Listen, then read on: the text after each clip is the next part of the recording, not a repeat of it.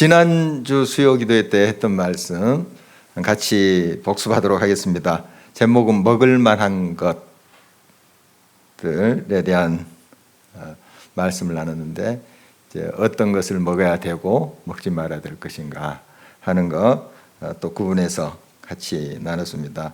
이제 주님께서 주신 것 모든 건 이제 깨끗하고 먹을 수 있다 하지만은 우리는 먹는 것을 절제해야 된다. 또 구별해서 먹어야 된다 하는 거 나눴습니다. 먹든지 또 마시든지 무엇을 하든지 하나님의 영광을 위해서 하라. 그거죠. 항상 이 기준입니다. 이걸 내가 마시든지 피든지 먹든지 하나님의 영광을 위한 거, 이게 이제 기준이에요. 항상 이걸 묻고 하나님의 영광을 위한 것이라면 이제 택하는 거죠. 이것이 이제 우리 하나님 백성의 선택입니다. 이런 말씀을 이제 우리가 나눴습니다. 오늘은 계속해서 이제 거룩한 백성, 어떤 식으로 우리가 응답을 해야 되겠는가, 계속 이어지는 말씀인데요. 오늘 본문 45절 말씀 다시 한번 우리 한 목소리 읽어보도록 하겠습니다. 45절 함께 읽겠습니다. 나는 너희의 하나님이 되려고 너희를 애굽 땅에서 인도하여 낸 여호와라. 내가 거룩하니 너희도 거룩할지어다. 이 애완견 데리고 다니는 사람 보면 그 개하고 그 주인하고 좀 분위기 같아요. 좀 비슷합니다. 좀 닮아가는 것 같아요. 저는 그런 걸 느껴보는데, 요즘 이제 이렇게 산책 애완견 데리고 많이 다니시죠. 저는 이제 영국에서 그걸 또 많이 느꼈어요. 요즘 우리나라 많지만 그 당시에 제가 영국에 있을 때는 우리나라 이 애완견 문화가 그렇게 또 많지는 않았습니다. 근데 요즘 이제 그런 모습 보이는데, 영국에서 많이 봤어요. 주인이 이렇게 개를 데리고 다니면 그 개가 주인을 많이 닮았어요. 그 분위기가. 그런 걸 이제 보게 되는데, 아마 그런 분위기를 본인이 좋아해서 그런 식으로 자기를 이제 관리를 하고 꾸미고, 개도 그렇게 꾸며놓은 것 같아요. 또 뭐 개가 또 주인 닮아갈 수 있고, 또 성질도 많이 닮아갈 수 있어요. 주인의 성질. 물론 그렇게 이제 성질이 고약한 애완견이 이제 들어올 수도 있지만, 자기 집에 들어와서 이렇게 살 수 있지만, 이제 아주 태어날 때부터 이제 집에 데리고 애완견은 주인을 많이 닮을 수 있어요. 성격도 닮을 수 있고. 하물며 우리 사람들 얼마나 닮겠습니까? 자녀들도 이렇게 많이 닮아가지고, 꼭 그런 것만은 아니에요. 꼭 그렇진 않셔도 돌연변이가 있을 수 있고, 부모랑 정반대의 성질로 나가는 그런 경우도 없지 않아 있어요. 다 그렇다는 것이 아니고, 이제 보편적인 것을 이야기하는 거죠. 닮아간다는 건데, 우리는 이제 하나님의 아들, 딸입니다. 그렇죠? 하나님과 늘 이제 교제하고 사는 사람들인데, 그러면 우리도 모르는 사이에 닮아가게 돼 있어요. 서로 보면. 자, 여러분이 좀 기분 나빠하실지 모르겠지만, 여러분은 저를 닮아갈 수 있습니다. 항상 보고 일주일에 뭐 한 번씩 보잖아요. 화면을 통해서 보시든지 보시잖아요. 또 저도 여러분을 은연중에 닮아가요. 그러거든요. 이 분위기라는 게 있잖아요. 서로 닮아가게 됐어요. 내가 닮아야지 하지 않더라도 그 분위기에 있으면 닮아가게 됐습니다. 방금 45절을 보니까 이제 하나님이 너희를 애굽 땅에서 꺼냈다, 이런 말씀을 하는데, 애굽이라는 것이 어떤 나라입니까? 그 당시 이제 힘이 있었던 나라죠. 그리고 우상을 섬겼던 나라입니다. 물론 이제 다른 나라도 우상 문화가 이제 횡행했던 그런 시대인데, 이 애굽은 이제 특히 그 문화 자체가 우상의 문화잖아요. 또 세속적인 그런 욕망의 문화. 여기에서 이제 살다 보니까 하나님의 백성인 이 히브리 민족이 동화되잖아요. 거기에 동화돼서 그들의 습성을 따라, 나중에 이제 그 광야 생활할 때 금송아지 만들고 하는 게 다 애굽 문화의 영향이거든요. 나중에 또 가나안 땅에 와서도 이제 송아지 세우는 모습 봐요. 다 이제 애굽의 문화에서 나오는 겁니다. 자, 아세라 또 바알신은 저희 시돈 이쪽에 문화고, 이 송아지 문화, 이건 이제 애굽에서 섬겼던 그 습성이 나타나는 거거든요. 그러니까 자기도 모르는 사이에 닮아가게 돼 있습니다. 나오게 돼 있어요. 그래서 하나님과 늘 교제하고 하나님과 함께하는 사람은 하나님을 닮아가게 되는데, 하나님과 교제가 이제 드물어지고 또 그 약화되면 이제 세상을 닮아가게 돼 있어요. 우리 크리스찬은 이름을 이제 갖고 있으면서도 세상의 가치관 따라서 사는 거예요. 그래서 전혀 하나님을 섬기고 하나님을 예배하는 사람 같지 않는 그런 삶으로 변해져 있어요. 애굽의 문화, 세속적인 문화에 이제 젖어버리는 거죠. 이렇게 되죠. 하나님은 안타깝게 생각하십니다. 그런 모습을. 그래서 애굽에서 끄집어내시고 약속의 땅으로 인도해 내신 목적이 뭔가 하면, 하나님의 거룩함대로 애굽의 문화를 벗어버리고 거룩한 백성이 되게 하기 위해서. 내가 거룩하니 너희도 거룩하라. 이렇게 이제 말씀하시는 모습 우리가 또 그려볼 수가 있습니다. 자, 우리는 이제 거룩한 백성이, 거룩한 하나님의 자녀들이니까 하나님의 거룩함을 이제 닮아가야 되죠. 그래서 이 세상 속에 우리가 들어가 살지만, 그러나 이 세상과 구별하여 살아야 됩니다. 뭔가 달라야 돼요. 크리스찬, 예수를 믿는 사람들은 이 세상 사람들과 다른 가치관을 살아야 돼요. 저 사람들과 벽을 치고 구분되어 사는 것은 아니지만, 구분되는 것이 아니지만 구별되어야 된다는 거예요. 달라야 된다는 거예요. 그래야지 변화를 줄 거 아닙니까? 그런 거룩한 백성이다 하는 것이다. 오늘은 계속해서 이 거룩의 의미를 더 확장해서 이야기를 하고 계세요. 우리 지난주는 먹는 것도 구별하여 먹어야 된다. 그러니까 성경 말씀 보고 기도하고 하는 그런 것만 거룩한 것이 아니라 먹는 것까지 거룩해야 돼요. 구별돼야 된다는 거예요. 이 거룩이라는 단어의 뜻이 구별되다 하는 것 아닙니까? 구별되다. 그러니까 세상 사람들과 구별되게 먹어야 돼요. 같은 음식을 먹더라도 우리가 잘 절제하고 구별되게 그것을 먹어야 된다 하는 것이고, 오늘은 이제 계속해서 위생까지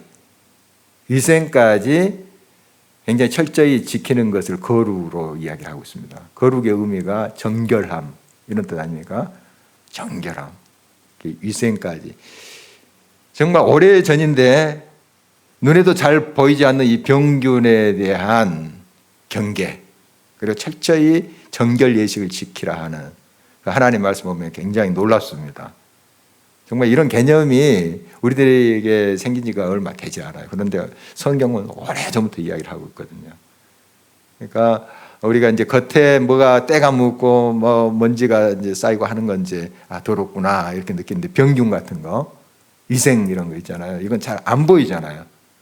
그러니까 아주 소홀히 여길 수 있습니다. 그러나 하나님 백성은 이 위생도 철저히 지켜야 된다 하는 말씀이, 이게 이제 거룩에 다 포함되는 거예요. 말씀을 이제 계속 보면 이 짐승의 주검이, 이제 죽은 시체 있잖아요.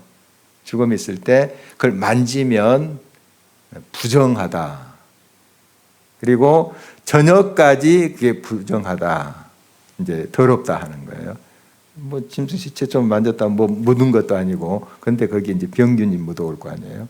요즘 우리가 실감하고 있죠. 코로나19 때문에 우리 손 잘 씻자. 씻는 것만 잘해도 굉장히 우리가 예방할 수 있다. 뭐 지금 기가 닳도록 지금 듣고 있고, 실제로 우리가 그렇게 실천을 하고 있는데요. 이 당시에 이제 정말 이것을 강조한 것은 굉장히 놀랐습니다. 이제 주검, 짐승의 주검을 만져도 그거에 부정하고, 또 그 주검을 옮길 수 있잖아요. 어디로 옮기면 옷까지 빨라. 옷까지 철저히 빨고 저녁까지 또 그것을 기다려서 이제 씻기도 하고 이렇게 하는 모습을 계속 보고 있습니다. 또 주검이, 그 짐승의 주검이 그릇에 떨어지면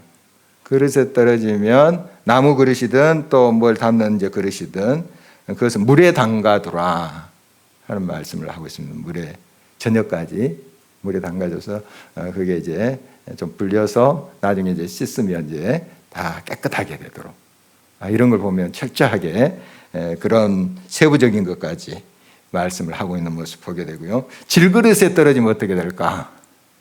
질그릇은 좀 괜찮을 것 같아요. 주검이 이렇게 무슨 곤충의 주검이나 이렇게 질그릇에 들어갈 수 있겠잖아요. 그럼 뭐 조금 이렇게 씻으면 될 것 같은데 깨뜨리라. 아주 철저하죠. 그러니까 질그릇도 스며들 수 있다는 거예요. 질그릇도. 우리는 그냥 대충 씻으면 깨끗하게 이제 보이죠, 눈에. 그렇지만 거기에 그 병균이 스며들 수 있다. 화덕과 화로 같은 건 그런 주검이 떨어졌을 때 이제 화로는 이제 불을 지펴서 달궈서 이렇게 사용하는 것 아니겠습니까? 그러면은 그 뜨거운 불에 그런 병균 같은 게 없어질 거다 이렇게 생각하는데 그 화로 또 화덕도 깨뜨리라. 이 당시에 이렇게까지 철저히 가르친 걸 보면 이 위생관념이 대단했다 하는 걸 볼 수 있어요. 실제로 이스라엘 백성들이 이렇게 했다는 거예요. 그리고 지금 이제 의학적으로 다 증명되죠. 그 당시 뭐 현미경이 있겠습니까? 현미경 요즘 이제 보면은 보면은 막 얼마나 많은 병균들이 있어요. 이게 우리 손을 이렇게 현미경 비춰보면 그 당시에는 그 현미경도 없을 텐데 어떻게 그것을 또 지시하시고 이렇게 하셨는지 하나님이시니까 그렇게 아시죠. 이렇게 철저하게 그 위생관념을 갖도록 그렇게 하는 것을 보게 됩니다.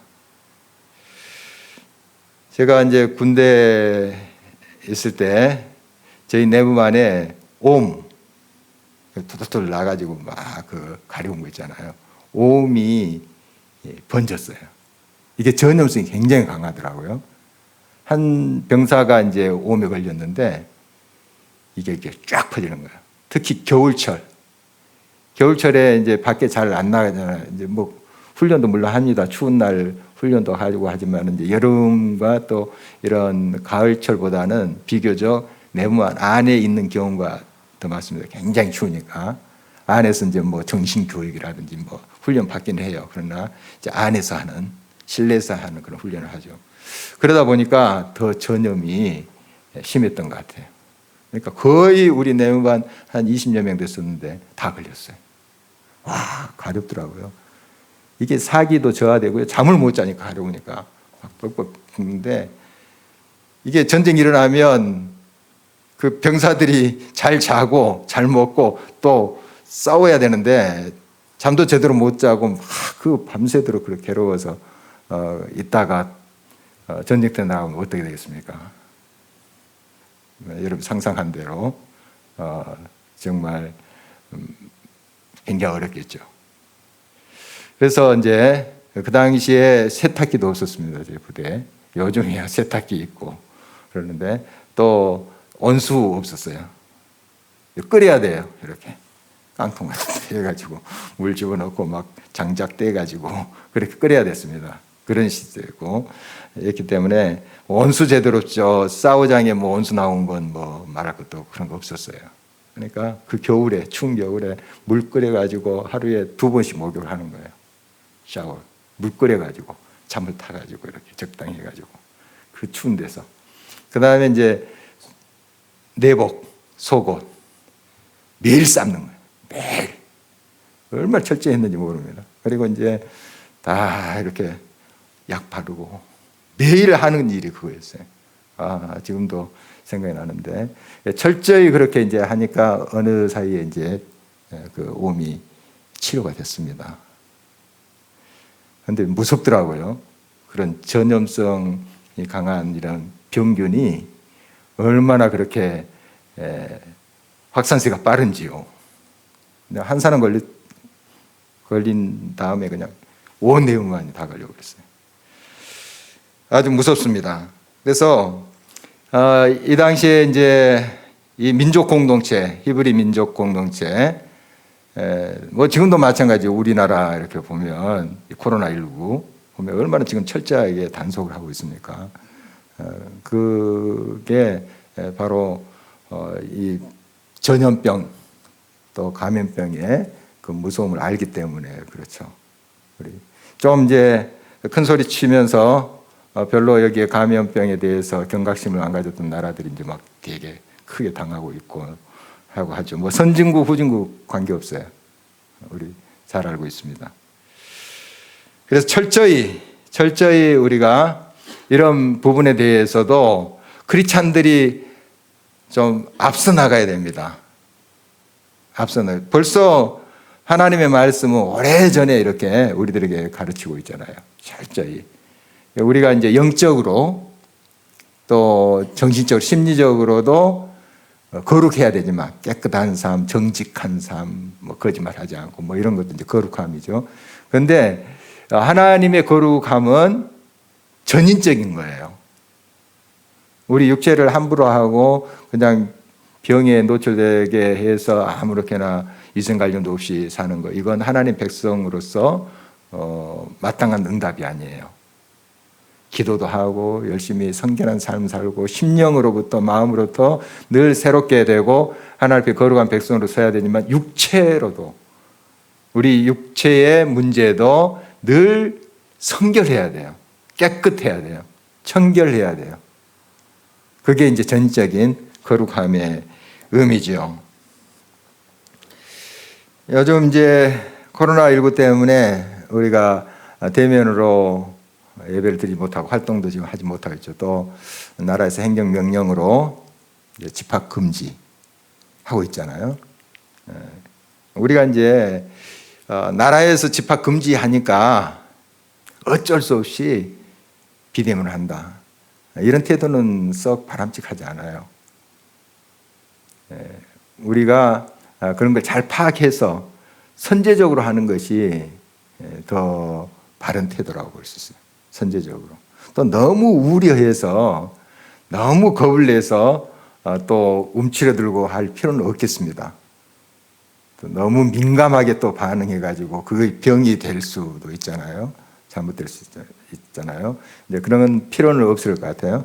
그러나 나라에서 이렇게 명령을 하니까, 행정명령을 하니까 우리가 어쩔 수 없이 따라간다 이런 태도보다도 우리가 잘 파악해서 또 여러 전문가들이 그렇게 분석하고 또 파악하고 하는 것도 우리 이해하고 또 거기에 발맞춰서 이렇게 가고 하는 게 이제 필요해요. 우리 총회에서도 이제 교회 대응 지침이라고 계속 공문이 옵니다. 어떻게 이제 지금 코로나19 상황을 대처해가라, 비대면을 하라. 나라의 이제 정책을 이렇게 잘 또 파악하면서 그런 지침이 내려와요. 거기에 따라서 우리가 하고 또 우리가 좀 더 선제적으로 할 경우에 또 그렇게 응답해야 됩니다. 그런데 이제 지금 일각에서는 집합 금지를 교회 이제 탄압이다, 핍박하고 있다 해서 이제 많은 교회들이 서로 이제 서명도 하고 지금 나라가 우리 기독교회를 압제하고 있다. 뭐 이런 이제 말씀들을 이제 하고 있어요. 어쨌든 좀 이런 것은 우리가 좀 잘 분별해서 자제해야 될 것 같습니다.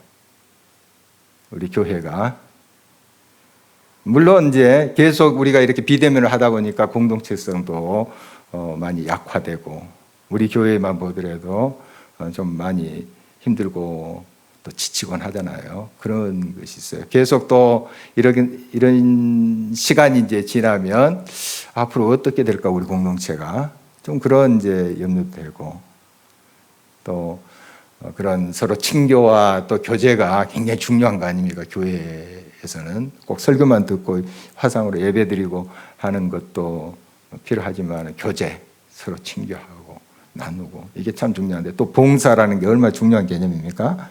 우리 교회에 같이 봉사도 하고 이렇게 해야지 교회가 활력이 있는 건데, 사실 어느 종교보다도 우리 기독교는 최소한 일주일에 한 번씩 만나잖아요.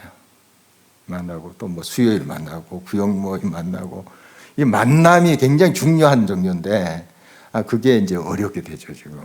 그러면 점점 지금은 어느 정도 버텨가지만 나중에는 차차 뚝이 무너져도 와해될 수 있어요. 이런 염려들을 하시고 있는 거예요. 그러니까 이런 반대, 집합 금지를 반대하는 그런 움직임을 전혀 이해 못할 바도 아닙니다.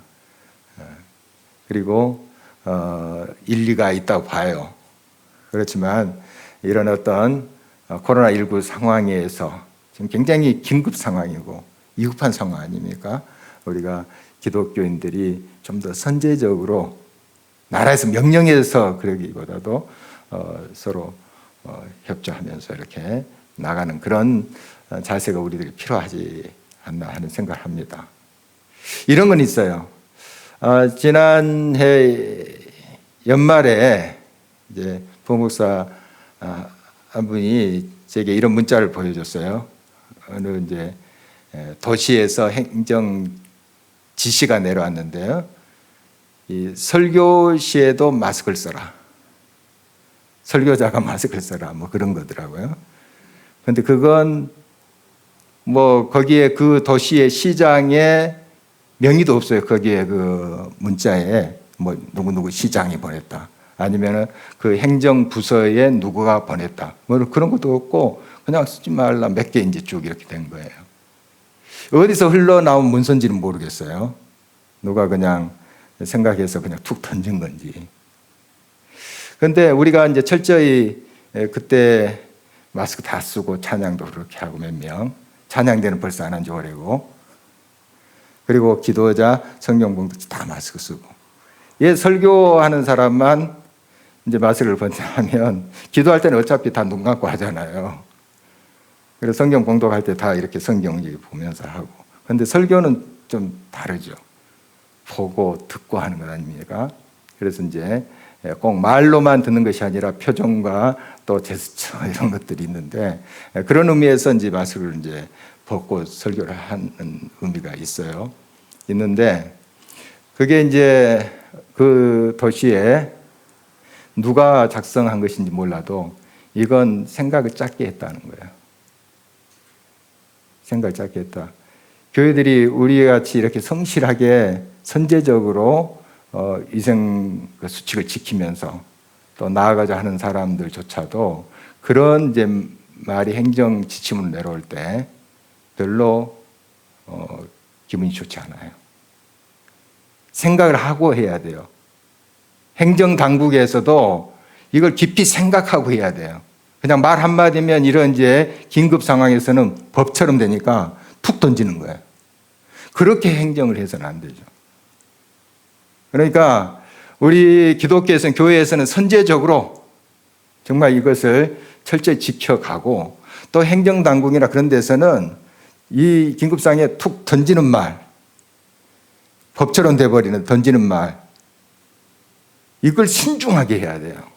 신중하게. 그냥 딱 던지면 다인 것처럼 그렇게 해서는 안 되죠. 서울시는 아니에요. 서울시는 그렇게 하지 않더라고요.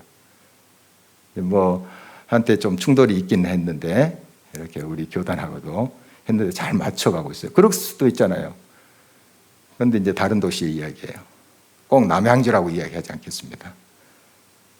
어쨌든 그렇게 툭 행정당국에서 던져서는 안 되죠. 그러니까 오히려 이제 핍박한다, 뭐 이걸 빌미로 해서 또 교회를 압제한다, 뭐 이런 소리가 나올 수도 있어요. 그러니까 어떻든 우리는 이 말씀의 기초에서 정말 철저히 위생관념을 가지고 선제적으로 철저히 나가야 되는 그런 태도가 필요한 것이고요. 행정당국에서는 좀 더 겸손하게 정말 모든 행정명령 하나하나에 서로 전문가들이 머리를 맞대고 이렇게 말을 할 때 어떤 반응이 올 건가, 이런 것도 깊이 생각하고 그런 말들을, 그런 문서를 또 보내야 되겠죠. 이제 죽음이 이렇게 떨어지면 그 그릇, 질그릇 같은 거 깨버리고 화덕도 깨버리고 이렇게 철저히 하라는 거예요. 철저히 하라는 건데, 여기서 이제 우리가 뭐까지 생각을 해야 되냐면 우리의 죄에 대해서 철저히 이러한 사실을 가져야 됩니다. 죄에 대해서. 어떤 병균에 대해서 철저히 이렇게 대응하고 위생관념을 가지고 대처해가는, 그것이 우리의 이제 죄의 문제까지 연결해서 생각할 수 있어야 돼요. 죄라는 건 이 바이러스부터 무서워요. 보이지 않잖아요. 현미경으로도 안 보이는 거예요, 이건. 현미경으로는, 병균은 현미경으로도 보이죠. 죄라는 거 안 보이니까 그냥 덮고 넘어가 버려요. 씻지도 않아. 물론 우리는 이제 그걸 좀 느끼죠. 그래서 회개도 하고 또 하나님께 고백하기도 하는데, 자칫하면 우리는 이 더 무서운 바이러스인 죄를 씻지도 않고 넘어가요. 그러면 그게 어떻게 되겠어요? 병균이 우리를 병들게 한 것보다 더 무서운 거예요. 우리 영혼을 병들게 만들겠죠. 그러니까 이런 것을 우리가 쭉 그 위생에 대해서 말씀하신 것을 통해서 죄의 문제가 얼마나 심각하게 우리의 인간성을 부패시키고 또 무너뜨리게 할 수 있는가 하는 것까지 우리가 또 생각하면서 하나님 앞에 늘 고백해야 돼요. 우리도 모르는 사이에 그 죄의 병균이 묻을 수 있어요. 바이러스가. 씻어야 돼요. 어떻게? 고백함으로, 회개함으로 씻어내야 돼요. 매번 우리가 손을 씻듯이 30초 이상을 씻듯이 기도하면서 씻어야 돼요. 그래야만 우리가 영적인 건강함을 유지할 수 있겠죠. 그리고 오늘 이제 특별히 죽음이 떨어졌는데도 부정하지 않아요. 더럽히지 않는 그런 경우가 하나 언급되어 있는데요. 본문 37절 볼까요? 37절 말씀 보면, 이것들의 죽음이 심을 종자에 떨어지면 그것이 정하거니와 깨끗하거니와. 이것들은 이제 그 짐승의 죽음이죠.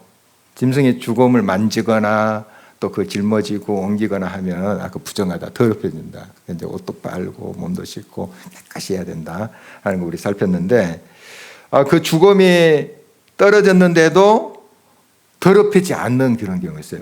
어떤 거예요? 심을 종자에 떨어지면. 심을 종자, 씨앗 있잖아요. 이 씨앗에 그 죽음이 닿았을 때 그 씨앗은 더럽히지 않는 거예요. 뭐 버리거나 태우거나 할 필요가 없어요.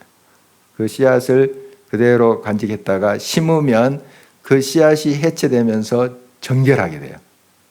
땅에 해체되면서 정결하게 돼요. 이게 생명의 능력이 이만큼 놀랍습니다. 그러니까 종자, 이 씨앗 안에 생명이 좀 마른 것 같지만, 죽은 것 같지만 그 안에 생명이 있잖아요. 종자 여러분 아시죠? 씨앗. 예.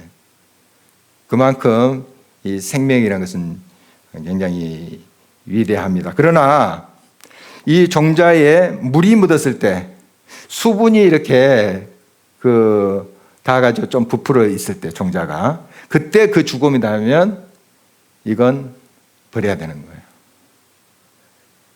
병진이 들어간 거예요. 그러니까 이제 이런 이제 세세한 부분까지 이야기하고 있는 것이죠. 하나님께서는 꼭 이런 이제 생명의 씨앗을 살려놓으십니다. 꼭 보면 그 유다 백성들이 굉장히 범죄를 해서 하나님의 큰 심판을 받게 되죠. 바벨론에 의해서 끌려가고 하죠. 그때 남은 씨앗을 하나님께서 간직해 주세요. 그루터기라고도 또 표현이 되죠. 그루터기, 남은 씨앗. 그들을 나중에 보호하셨다가 다시 심어서 나라를 일으키는 그 모습을 보게 됩니다. 이제 아합과 이세벨의 딸이 아달랴라는 사람이죠. 남쪽 유다로 시집 왔습니다. 남편은 여호람 왕인데 남편 죽었어요. 자기 아들 아하시아도 죽었어요. 자기가 낳은 아들. 북쪽에서 시집 온 사람이죠. 이 아달랴라는 사람이 남쪽 유다로. 그런데 자기 아들도 죽고 자기 남편도 죽고. 어떻게 했냐면 자기 손자들 있잖아요. 다윗의 씨앗들. 그러니까 자기 딸이 낳지 않는 다른 이제 후궁들로부터 난 자식들이 있을 거 아니에요. 다 죽였어요. 다윗의 씨앗들을 다 죽여버렸어요. 그런데 하나님은 그 씨앗을 하나 남겨뒀었어요. 이름이 요아스. 그러니까 그 제사장 여호야다와 그 부인, 그러니까 일단 이 아달라의 딸 서열이에요. 자기의 친딸은 아닌 듯 싶어요. 그 당시 이제 왕비들이 있으니까 그 딸들이 있을 거예요. 공주들이. 그러나 배가 다른 그런 딸로 보입니다. 그러니까 이 여호야다와 또 여호세바 그 딸이 여호세바, 여호야다 이름 좀 비슷하네요. 이 부부예요. 제사장 여호야다랑 그 아시아의 누이 여호세바 부부예요. 목숨 걸고 이 핏덩어리인 요아스를 이제 살려놓죠. 그래서 바로 왕궁 옆에 이제 성전인데 바로 그 등잔불 밑에 그 키워내요. 6년 동안 몰래. 들키면 다 죽죠. 그래서 다윗의 씨가 이제 보존되는 모습 우리 이제 알고 있는데요. 정말 하나님께서 어떻게든 이 씨앗은 살려놓으세요. 살려놓으십니다. 어떠한 환난과 어떠한 상황에서든지 하나님의 씨앗은 꼭 살려두세요. 우리 한국교회도 그런 역사를 가지고 있습니다. 많은 핍박과 환난이 있었지만 끝까지 신앙의 지조를 지켰던 믿음의 씨앗들을 하나님께서 간직해 주시죠. 그리고 다시 살리시는 모습 보게 됩니다. 지금 코로나19로 인해서 많이 이제 교회들이 어려움을 당하고 참 힘든데 그러나 하나님께서 꼭 씨앗은 남겨두실 거예요. 순수한 씨앗으로 정말 하나님을 경외하고 이럴 때일수록 더 하나님 앞에 더 간절함을 진실함을 거룩함으로 나가는 하나님 거룩한 그런 씨앗을 하나님 꼭 간직해 주십니다. 다시 그들로 인해서 교회가 생명으로 또 일어서게 하십니다. 그리고 이런 말씀을 계속 이제 다 하고 계시는데요. 43절 한번 보도록 할까요? 43절. 너희는 기는 바 기어다니는 것 때문에 자기를 가증하게 되게 하지 말며 또한 그것 때문에 스스로 더럽혀 부정하게 되게 하지 말라. 우리 지난주 수요일에 살폈던 말씀하고 이제 같은 맥락인데요. 이제 그 가증한 것을 먹고 기어다니는 것들 있죠. 그 길짐승이라고 오늘 나오는 그런 뱀이라든지 도마뱀 뭐 이런 종류들 이런 것들로 인해서 부정하게 하지 말라. 스스로 더럽혀 부정하게 하지 말라. 항상 거룩함을 지켜라 하는 말씀 오늘 이제 본문의 말씀과 맥이 같은데요. 우리 항상 우리의 전 인격을 거룩하게 해야 됩니다. 우리 육체뿐만 아니라 우리의 마음, 전 인격 늘 거룩함으로 하나님 앞에 나갈 때 하나님은 우리의 거룩함을 통해서 다시 한번 우리 주변에 많은 오염된 것들, 병든 것들 그것을 고쳐 나가시라고 믿습니다. 우리는 세상으로부터 나온 사람, 애굽에서 나온 사람들처럼 세상으로부터 나온 사람들이에요. 지금 우리가 이제 세상 사람들과 섞여 살지만 사실 세상의 문화 속의 가치관을 버리고 하나님의 가치관으로 나온 사람들이에요. 그런 의미에서 이제 성화의 삶을 살아야 돼요. 성화. 동시에 우리는 세상 속으로 들어가는 삶을 살아야 됩니다. 이게 이제 변화의 삶이에요. 변화시키는 삶. 성화, 변화. 이 변화라는 것은 성화 없이 되는 게 없어요. 우리가 하나님을 닮아갈 때 변화의 능력이 나타나요. 우리가 닮아가지 않으면, 하나님의 성품을 닮아가지 않으면 세상 변화시킬 수 없어요. 다 같이 썩는 거예요. 같이 오염되는 거예요. 그러니까 우리가 끊임없이 성화에 하나님의 거룩함을 닮아가야 돼요. 그래야지 거기서 힘이 나와요. 그래서 세상을 변화시키는 거예요. 성화가 변화를 시키는 거예요. 왜 기독교가 힘을 잃어버렸습니까? 거룩함을 잃었기 때문이에요.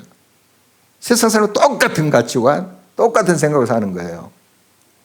똑같이 그들과 그냥 동화돼서 사는 거예요. 이래서는 세상을 변화시키지 못합니다. 우리가 성화돼야 돼요. 거룩하게 돼야 돼요. 하나님을 닮아가야 돼요. 그러기 위해서는 세상 구별돼야 됩니다. 그 힘으로 세상에 들어가서 섬기면서 변화시키는 거예요. 그 성화 없이 변화가 안 돼요. 변화시키겠다, 뭐 세상을 새롭게 하겠다, 맛을 내겠다, 안 됩니다. 맛이 없는데, 다 잃어버렸는데, 맛을 다 잃어버렸는데 어떻게 맛을 내요? 말로만 되는 거 아니잖아요. 우리가 거룩한 구별된 그런 삶을 살고 성화의 삶을 나갈 때 우리는 진정한 변화의 삶을 살 수가 있습니다. 변화시키는 삶에 나아갈 수가 있는 것이죠. 기도하시겠습니다.